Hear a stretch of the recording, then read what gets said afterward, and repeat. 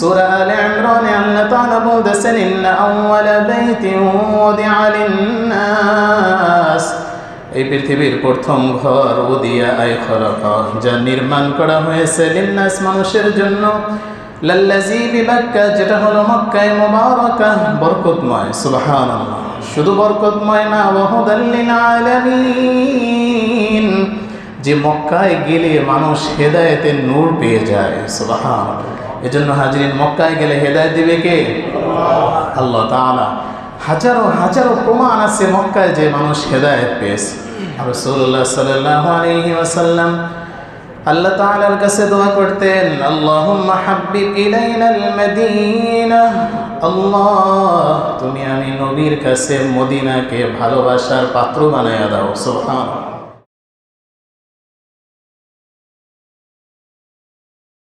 আমার খুতবার আলোচ্য বিষয় মক্কা মদিনার ফজিলত ও ভালোবাসা।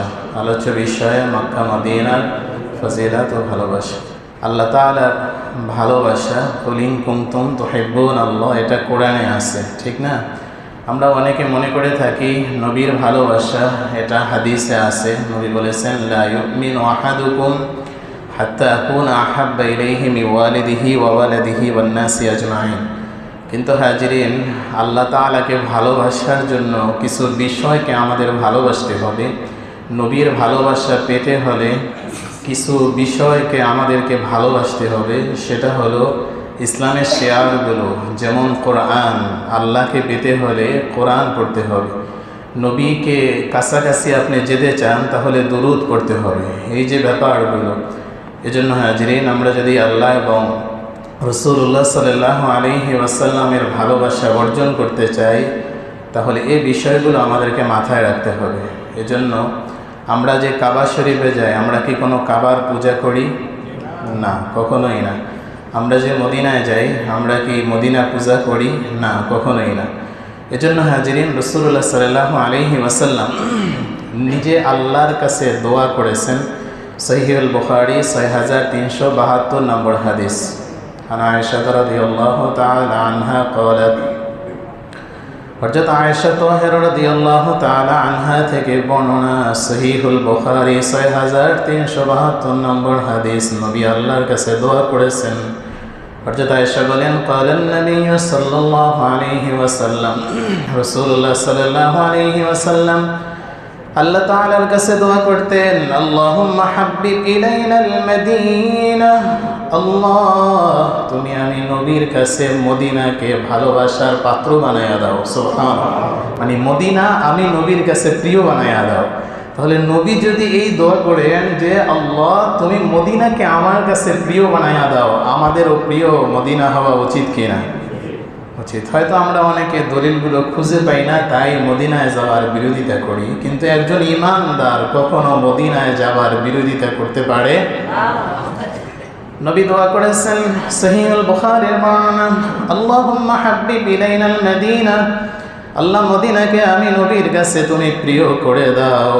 এই প্রিয়টা কেমন, সীমানাটা কেমন? কামা হাব্বাবতা ইলাইনা মক্কাতা আও আশাদ্দা, মক্কা যেরকম আমার কাছে প্রিয়, আও আশাদ্দা, মক্কার চেয়েও মদিনাকে আমার কাছে প্রিয় করে দাও। তাহলে নবী বেশি বুঝছেন, আমি বেশি বুঝি? কি বলেন?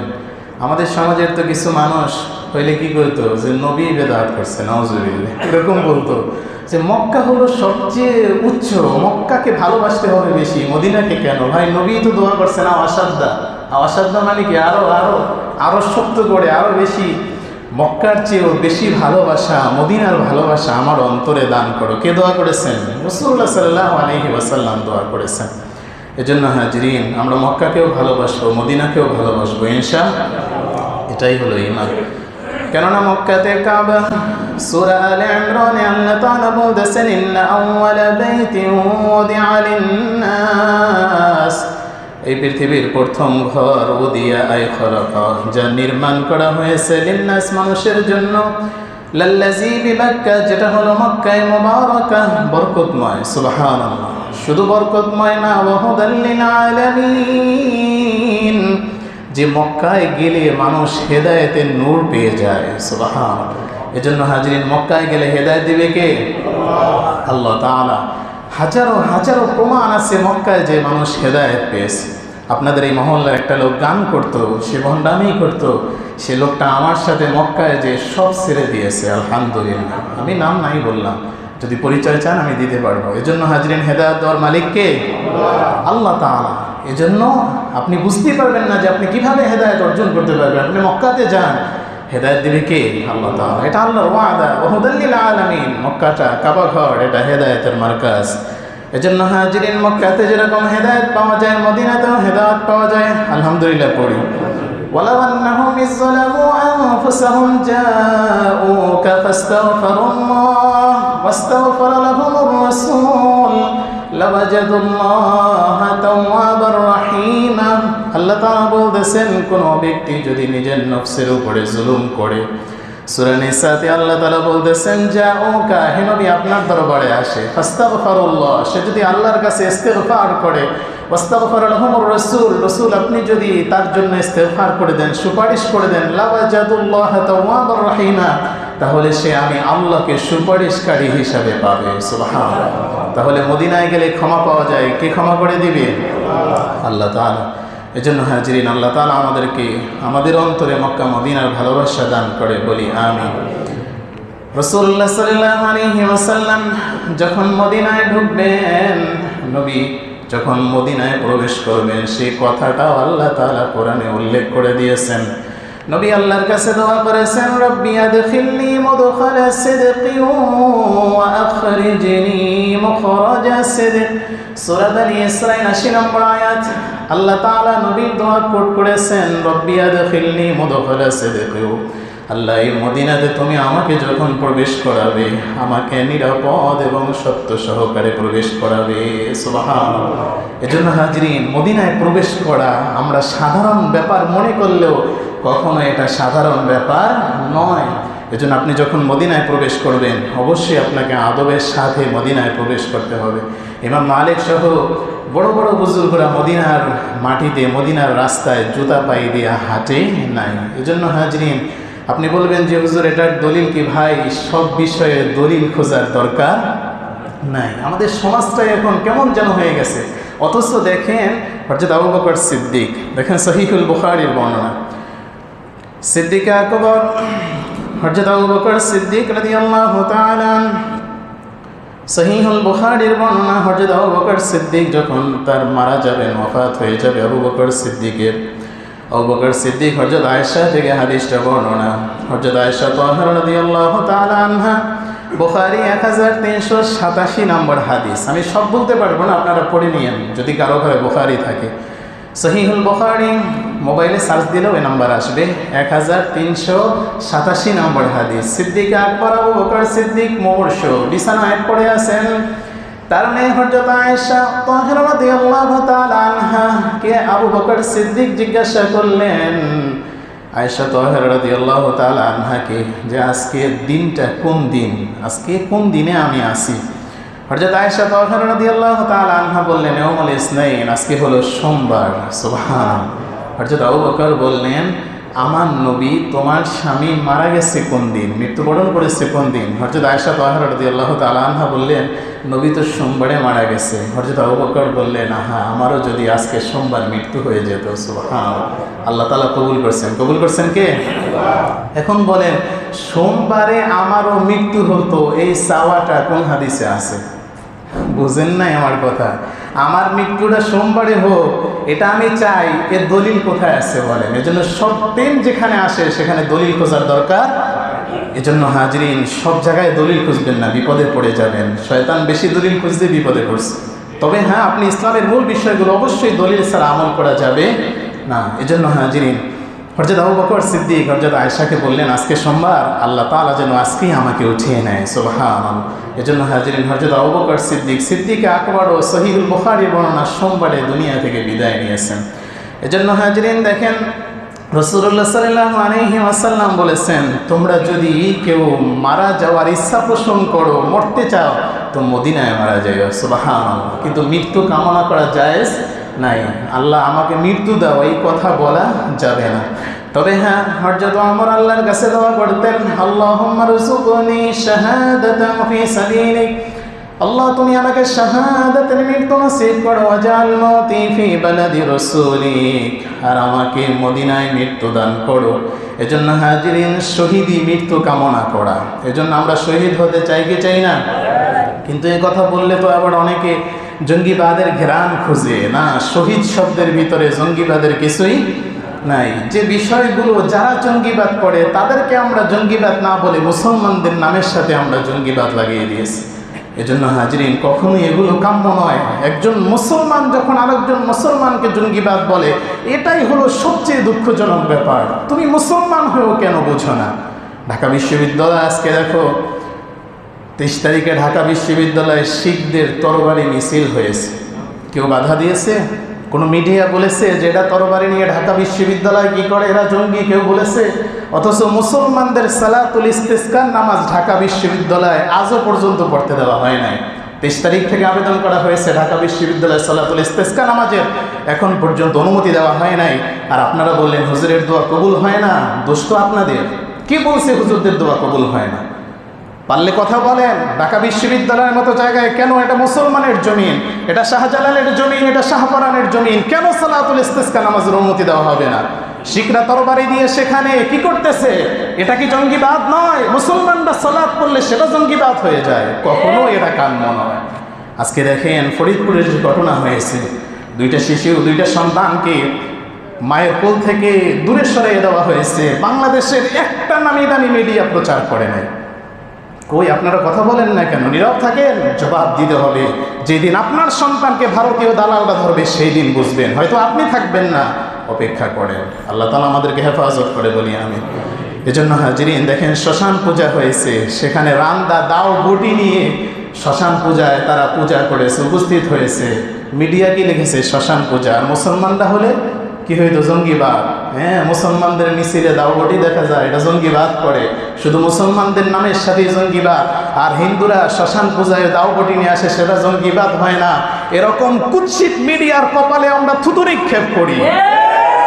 এজন্য হাজরিন, আল্লাহ তাআলা হেফাজত করে বলি আমিন। এজন্য আমরা এদেশে ইসলাম এবং তাহজিব, মুসলমানদের তাহজিব তামাদ্দুন নিয়ে আমরা বসবাস করতে চাই। কোনো উগ্রবাদী হিন্দুর বসবাস এদেশে আমরা চাই? আমরা হিন্দু, খ্রিস্টান, বৌদ্ধ সবাই মিলেমিশে এদেশে বসবাস করতে চাই। আল্লাহ তাআলা তৌফিক দান করে বলি আমিন। দেখেন 22শে এপ্রিল যমুনা টিভিতে একটা সংবাদ হয়েছে, এদেশের 68,000 নারীকে প্রেমের ফাঁদে ভারতীয় যৌন পল্লীতে বিক্রি করে দেওয়া হয়েছে। নাউজুবিল্লাহ। অন্য কোনো মিডিয়া কিন্তু এ সম্পর্কে বলে নাই। আজকে যারা নারীর অধিকার নিয়ে কথা বলেন, নারীবাদীরা, তারা কোথায়? কেন মুসলিম নারী দেখে আপনারা নীরব হয়ে গেলেন? আল্লাহ তাআলা আপনাদেরকে হেদায়েত করে বলি আমিন। মুসলিম নারীদেরকে ভারতীয় উগ্র সন্ত্রাসীদের হাত থেকে আল্লাহ তাআলা হেফাজত করে বলি আমিন। এজন্য হাজরিন, শহীদ এটা আমাদের শব্দ, কোনো হিন্দুর এটা শব্দ না। কিন্তু দুঃখজনক ব্যাপার, বাংলাদেশের মুক্তিযুদ্ধে হিন্দু মারা গেছে, এর নামের আগেও শহীদ লাগাইছে। চিন্তা করেন, ওইখানে জঙ্গিবাদ হয় নাই। আর আমরা যদি আল্লাহর কাছে দোয়া করি যে আল্লাহ আমাদেরকে শাহাদাতের মৃত্যু দাও, তো বলে যে হুজুর জঙ্গিবাদ হয়ে গেছে। নাউজুবিল্লাহ পড়ি। এজন্য আমরা কখনো জঙ্গিবাদের সাথে আমাদের কোনো সম্পর্ক, উগ্রবাদের সাথে আমাদের কোনো সম্পর্ক। আমরা শান্তি চাই ইনশাআল্লাহ। যারা এই দেশে অশান্তি করে আল্লাহ তাদেরকে হেদায়েত করে বলি আমিন। যে কথা আমরা বলতেছিলাম, হযরত ওমর আল্লাহর কাছে দোয়া করতেন, আল্লাহুম্মা রযুকনা শাহাদাতান ফি সাবিলিক, আল্লাহ তুমি আমাদেরকে শাহাদাতের মৃত্যু দাও। ওয়াজআল মাউতি ফি বালাদি রাসূলিক, আর মদিনার শহরে আমি ওমরকে চিরঘুম ঘুমানোর তৌফিক দাও। সুবহানাল্লাহ। নবী বলেছেন, তিরমিজি হাদিসের মান, হাদিসটি সহিহ। হাদিসটি মুসলিমেও আছে, সহিহুল মুসলিম 1374 নম্বর হাদিস, তিরমিজি 3917 নম্বর হাদিস। আমি এখানে সহিহ মুসলিম নয়, আমি এখানে তিরমিজির লফজটা আপনাদেরকে শুনাই। নবী বলেছেন, মান ইসতাতা, যদি তোমরা কেউ ইচ্ছা করো, আনিয়ামুতা, মরতে চাও, বিল মদিনা, তাহলে মদিনায় মারা যাও। সুবহানাল্লাহ। ফালিয়ামুত বিহা, যদি তুমি মদিনায় মারা যেতে পারো, মদিনায় তুমি মারা যাও। ফাইন্নি আশফাউ লিমান ইয়ামুতা বিহা, যে মদিনায় মারা যায়, আশফাউ, আমি নবী তার জন্য আল্লাহর কাছে সুপারিশ করব। সুবহানাল্লাহ। তাহলে মদিনায় মারা গেলে লাভ আছে না নাই? আছে। এজন্য হাজিরিন অপর হাদিস, অনেকগুলো হাদিস আছে, আমি তো সব বলতে পারবো না। আমি তাফসিরে মাযহারি থেকে একটা হাদিস নিয়েছি, সেটা হলো অন্যান্য কিতাবে বাইহাকি শুআবুল ঈমানের হাদিসটা রয়েছে। দেখেন রাসূলুল্লাহ সাল্লাল্লাহু আলাইহি ওয়াসাল্লাম বলেছেন যে কিয়ামতের কঠিন ময়দান যখন কায়েম হয়ে যাবে, সর্বপ্রথম আমি নবীকে বয়সা উঠানো হবে। সুবহানাল্লাহ। আমি জিবরাইলকে জিজ্ঞাসা করব, জিবরাইল হাসরের ময়দান কি কায়েম হয়ে গেছে, বিচার কি শেষ হয়ে গেছে? জিবরাইল বলবে না, সর্বপ্রথম আপনাকে উঠানো হয়েছে। এরপরে নবীর পাশে আবু বকর এবং ওমরকে উঠানো হবে। সুবহানাল্লাহ। এরপরে নবী বলেছেন বয়সা হারামাইন, দুই হারামে যত আমার উম্মত শুয়ে আছে সবাইকে, ঈমানদার সবাইকে আমি নবীর কাতারে নিয়ে, নবীর যে পিছনে আমার সাথে নিয়ে আসা হবে। সুবহানাল্লাহ। তাহলে মক্কাতে যারা মারা যায়, মদিনাতে যারা মারা যায় তারা ভাগ্যবান, আলহামদুলিল্লাহ। এই জন্য দেখবেন কোনো এজেন্সি যদি এটা গোপন করে তাহলে এজেন্সি ভুল করে। প্রত্যেক এজেন্সির এটা বলে দেওয়া উচিত, যারা ওমরায় যায়, যারা হজের সফরে যায়, তাদের লাশ বাংলাদেশে ফিরিয়ে আনার কোনো ব্যবস্থা নাই। এজন্য আপনি হজের সফরে যদি ইন্তেকাল করেন, হয়তো আপনার মক্কাতে দাফন হবে অথবা আপনার মদিনাতে দাফন হবে।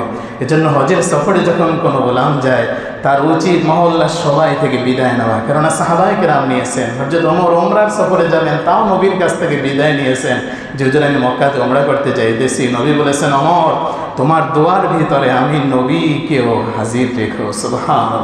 আমি নবীর জন্য তুমি দোয়া করো। এজন্য হাজরিন, একজন হাজী সাহেব, আমরা তাদের কাছে দোয়া চাবো। আমাদের মহল্লা থেকে বছর হজে যাবেন, আমরা বলেছিলাম মাওলানা মোহাম্মদ আলী হুজুর, আমরা তার কাছে দোয়া চাই, আমরাও তার জন্য দোয়া করি আল্লাহ তাআলা তার হজের সফরকে নিরাপদ করে। আর আমরা যারা যেতে পারি নাই, আল্লাহ তাআলা জীবনে একবার হলেও আমাদেরকেও মক্কা মদিনা সফর মঞ্জুর করে, বলি আমিন। রাসূলুল্লাহ সাল্লাল্লাহু আলাইহি ওয়াসাল্লাম যে জমিনের ভিতরে শুয়ে আছেন, তাহলে সেই জমিনের ভালোবাসা, এটা আমাদের ঈমান। নবী নিজেই বলেছেন যে আল্লাহ মদিনাকে আমাদের কাছে প্রিয় করে দাও। অনেক কথা আছে, তাহলে মক্কা শ্রেষ্ঠ না মদিনা শ্রেষ্ঠ? সমাধান আল্লাহু আলাম, আল্লাহ তাআলা ভালো জানেন। আমি একটা হাদিস শুনে আপনাদের, তিরমিজি 3532 নম্বর হাদিস। আনা আব্বাস, হযরত আব্বাস থেকে বর্ণনা। হযরত আব্বাস তিনি বলেন, ক্বালা মাকামান ফাকামা নবী সাল্লাল্লাহু আলাইহি ওয়াসাল্লাম আলাল মিম্বার। এই হাদিসটা সহিহ মুসলিমেও আছে, 192 নম্বর হাদিস সহিহ মুসলিমের। আমি এখানে তিরমিজির লফজ নিয়েছি, তিরমিজি 3532 নম্বর হাদিস। হযরত আব্বাস বলেন, একবার রাসূলুল্লাহ সাল্লাল্লাহু আলাইহি ওয়াসাল্লাম আলাল মিম্বার, মিম্বারের উপরে দাঁড়ালেন। ফাকালা, নবী সাহাবায়ে কেরামদেরকে উদ্দেশ্য করে বললেন, মান আনা, আমি কে? সুবহানাল্লাহ। নবী মিম্বারে দাঁড়ালেন, মিম্বারে দাঁড়ায় সাহাবায়ে কেরামকে বললেন, ও সাহাবীরা বলো তো, মান আনা, আমি কে? সাহাবায়ে কেরাম বললেন, ফাকালু আনতা রাসূলুল্লাহি আলাইহিস সালাম, আপনি হলেন আল্লাহর রাসূল। নবী সাহাবায়ে কেরামের উত্তরকে ডিনাই করে নাই, বরং রাসূলুল্লাহ সাল্লাল্লাহু আলাইহি ওয়াসাল্লাম আবার রিপ্লাই করলেন। ফাকালান নবী সাল্লাল্লাহু আলাইহি ওয়াসাল্লাম, নবী বললেন, আনা মুহাম্মদ ইবনে আব্দুল্লাহ ইবনে আব্দুল মুত্তালিব। সুবহানাল্লাহ। আব্দুল মুত্তালিব এর বেটা, আব্দুল্লাহ এর বেটা হলো আমি মুহাম্মদ। আল্লাহ তাআলা আমাকে সৃষ্টি করেছেন। ইন্নাল্লাহা খালাকাল খালকা ফাজআলানি ফি খায়রিহিম। আল্লাহ তাআলা আমাকে সৃষ্টি করে সৃষ্টির শ্রেষ্ঠত্ব আল্লাহ তাআলা আমি নবীকে দান করেছেন। সুবহানাল্লাহ। তাহলে সৃষ্টি যত কিছু আছে সবার শ্রেষ্ঠ সৃষ্টি মুহাম্মদুর রাসূলুল্লাহ। এখন দেখেন, সবার শ্রেষ্ঠ সৃষ্টি যদি রাসূলুল্লাহ হয়, তাহলে নবী যেই মাটিতে শুয়ে আছেন ওই মাটিটা সবচেয়ে, বাকিটা আল্লাহু আলাম, আল্লাহ তাআলা ভালো জানেন। এজন্য তো কবি বলেছেন, পাকিজাতার আরশে পড়ি জান্নাতুল ফিরদাউস, আরাম গাহে খাকে নবী লে আরবি হে, আরাম গাহে খাকে রসুলে আরবি হে। উনি এখানে কবিতার মাধ্যমে বলেছেন যে নবী যেই মাটিতে শুয়ে আছে ওই মাটিটা আল্লাহ জাল্লা শানুহুর কাছে আরশের চেয়েও শ্রেষ্ঠ। সুবহানাল্লাহ। বাকিটা আল্লাহু আলাম, আল্লাহ তাআলা ভালো জানেন। এজন্য হাজরিন দেখেন, রাসূলুল্লাহ সাল্লাল্লাহু আলাইহি ওয়াসাল্লাম যেই জমিনে শুয়ে আছেন সেই জমিনের ইতিহাস আমাদের জানার দরকার আছে কিনা? আমার সন্তান সেই জমিনের ইতিহাস জানে না, বিদায় তো মদিনার মহাব্বত তার দিলের ভিতরে নাই। মক্কার ইতিহাস আমার সন্তান জানে না, তাই তো মক্কার মহাব্বত আমার সন্তানের দিলের ভিতরে নাই। আর মক্কা মদিনার মহাব্বত, নবীর মহাব্বত, আল্লাহর মহাব্বত যদি আমার সন্তানের দিলের ভিতরে না থাকে, তার চেয়ে বেশি মহাব্বত যদি অন্য কিছুর জন্য থাকে, আমার সন্তান নাস্তিক হবে না কি হবে? এজন্য হাজরিন, আমরা সব আলোচনা করতে পারবো না। হ্যাঁ, আমরা মক্কা মদিনার ইতিহাস নিয়ে এখানে আলোচনা করবো ইনশাআল্লাহ সামনে, এজন্য আপনার সন্তানকে আপনি মক্কার ইতিহাস জানান, মদিনার ইতিহাস জানান। আমি যদি আপনাদের কাছেও প্রশ্ন করি যে একজনে এখানে দাঁড়াইয়া 5 মিনিট মক্কার ইতিহাস বলেন, আমরা বলতে পারবো না। এটা সবচেয়ে দুঃখজনক ব্যাপার, আমরা মুসলমান, আমরা মক্কা মদিনা সম্পর্কে জানি না। এজন্য হাজিরিন, আল্লাহ তাআলা আমাদেরকে জানার তৌফিক দান করে, বলি আমিন। সাহাবায়ে কেরামের একটা সুন্নত, এই সুন্নত মরে গেছে, আমাদের সমাজে নাই। সে সুন্নতটা হলো এই, সাহাবায়ে কেরাম যখন দুনিয়া থেকে বিদায় হয়ে চলে যেতেন তখন ওসিয়াত করতেন যে আমি তোমার কাছে নবী রেখে গেলাম, মদিনা রেখে গেলাম, মক্কা রেখে গেলাম। সুবহানাল্লাহ, একে মহাব্বত করে, এটা সাহাবায়ে কেরামের সুন্নাত। ওসিয়াত, আমরা তো ওসিয়াত করে যাই না, সাধারণ নিজের লাশটা কোথায় দাফন করা হবে তাই আমরা ওসিয়াত করি না। দুনিয়াতে আমাদের লাশ থাকতে সন্তান মারামারি করে, একজনে বলে কুমিল্লা নিয়ে যাবো, আর একজন বলে ঢাকা দাফন করবো। কুমিল্লার উদ্দেশ্য এটা না, আমি উদাহরণ বললাম। এজন্য হাজরিন দেখেন, এই যে আমাদের সমাজের, এজন্য আমার লাশ কে দাফন করাবে, কে আমাকে গোসল দিবে, আমার সম্পত্তি কিভাবে ভাগ হবে, এগুলো নিয়ে আমাদের অবশ্যই ওসিয়াত করে যাওয়া উচিত। মৃত্যুর পূর্বে কখন আমি মারা যাব কেউ জানে? বলেন, আমি বাসায় যেতে পারবো, কোনো গ্যারান্টি আছে? আমরা তো মনে করি অনেক হায়াত আছে, অনেক হায়াত আছে। না ভাই, আপনি আপনার যে এই যে নামাজটা আদায় করতেছেন, আমরা গত জুমায় বলেছি, এটা নিয়াত করেন যে আমি মনে হয় যেন আমার জীবনের শেষ নামাজটা আমি আদায় করতেছি। এজন্য হাজিরিন, আল্লাহ তাআলা আমাদেরকে এভাবে আল্লাহর গোলামি করার তৌফিক দান করেন। দেখেন, সাহাবায়ে কেরামের সুন্নাত অনেকগুলো হাদিস আছে, আমি দুই একটা হাদিস বলি। রাসূলুল্লাহ সাল্লাল্লাহু আলাইহি ওয়াসাল্লামের সাহাবী আমর ইবনে আস, হযরত আমর ইবনে আস, সহিহুল মুসলিমে হাদিস রয়েছে, আমর ইবনে আস যখন দুনিয়া থেকে বিদায় হয়ে চলে যায়, আবু ইবনে আস তার সন্তানকে ডাকলেন, সন্তানকে ডেকে বললেন, কিছু নসিহত তোমার জন্য। একটা সিন্দুক দেখিয়ে দিলেন যে এই সিন্দুকের ভিতরে কিছু সম্পদ রয়েছে। তাফসীরে মারিফুল কোরআন মাওলানা মুহিউদ্দিন খান জীবন সায়নে মানবতার রোগ এই বইয়ের ভিতরে হাদিসটা নকল করেছেন। উনি সেখানে লেখেন, আমর ইবনে আস রাদিয়াল্লাহু আনহু আপনারা আপনার সন্তানকে বললেন যে এই সম্পদগুলো তুমি গরিবের মাঝে বন্টন করে দিবে। আবু আস বললেন, এই সম্পদটা আমাকে অনেক কষ্ট দিতেছে, আমার যদি মৃত্যুর সময় কোনো সম্পদ আমার না থাকতো, আমার মৃত্যুটা যদি আজও ভালো হতো। আবু আস সন্তানকে বললেন, ও সন্তান, আর এই দুনিয়ার বুকে তোমাকে আমি প্রিয় রেখে গেলাম, ঠিক আছে, কিন্তু তোমার চেয়েও একজন প্রিয় মানুষ আমার ছিল, সে হলো আখেরি পয়গম্বর নবী কামলিওয়ালা। সুবহানাল্লাহ। এজন্য হাজিরিন দেখেন, সন্তানকে সাহাবায়ে কেরাম ওসিয়াত করেছেন, তোমাকে আমি ভালোবাসতাম, ঠিক আছে, আমি মরে যাওয়ার সময় আমার ঈমান, আমি তোমার চেয়ে আমার নবীকে আমি বেশি ভালোবাসতাম। সুবহানাল্লাহ। তাহলে আপনি আপনার সন্তানকে নসিহত করেন যে সন্তান, এটা হলো সুন্নাত, সাহাবায়ে কেরামের সুন্নাত, যে সন্তান আমি তোমাকে ভালোবাসি, এটা ঠিক আছে, আমি সব কিছুই রেখে গেলাম, সবই ঠিক আছে, আমার সম্পদটা তুমি ঠিকভাবে ব্যয় করবা। 1, 2 নম্বর, তোমার চেয়েও আমি আমার নবীকে বেশি ভালোবাসি। সুবহানাল্লাহ। দেখেন, এটা হলো আমর ইবনে আস, সহিহুল বুখারী, হযরত জাবের ইবনে আব্দুল্লাহ থেকে বয়ান, 1351 নম্বর হাদিস, লম্বা চড়া হাদিস করে নেবেন। জাবের রাদিয়াল্লাহু তাআলা আনহু থেকে বর্ণনা, তিনি বলেন, আমার বাবা উহুদের ময়দানে রওনা করার পূর্বে, হযরত জাবের বয়ান করেন সহিহুল বুখারী 1351 নম্বর হাদিস। জাবের বলেন, আমার বাবা আব্দুল্লাহ উহুদের ময়দানে রওনা করার পূর্বে আমি জাবেরকে ডাকলেন, ডেকে বললেন, মা উরানি ইল্লা মাকতুলান ফি আউয়ালি মান ইয়াবতুলু মিন আসহাবি, নবীর সাহাবায়ে কেরামদের ভিতরে উহুদের ময়দানে যারা শহীদ হয়ে যাবে তাদের প্রথমেই মনে হয় আমি আব্দুল্লাহ শহীদ হয়ে যাব। সুবহানাল্লাহ। সাহাবী যেন বলতেছে যে আমি আমার নাকের ডগায় জান্নাতের ঘ্রাণ পাই, সুতরাং উহুদের ময়দান থেকে আমার আর ফিরে যাওয়ার সম্ভাবনা নেই।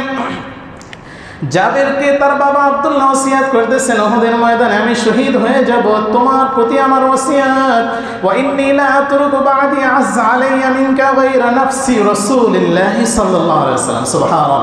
আমি তোমাকে রেখে গেলাম, ঠিক আছে, আমি তোমাকে ভালোবাসি, এটাও ঠিক আছে, কিন্তু তোমার চেয়েও আমি একজনকে ভালোবাসি, যাকে নাফসি, আমি আমার জীবনের চেয়েও ভালোবাসি, আমি তাকে রেখে গেলাম, সে হলো মুহাম্মাদুর রাসূলুল্লাহ সাল্লাল্লাহু আলাইহি ওয়াসাল্লাম।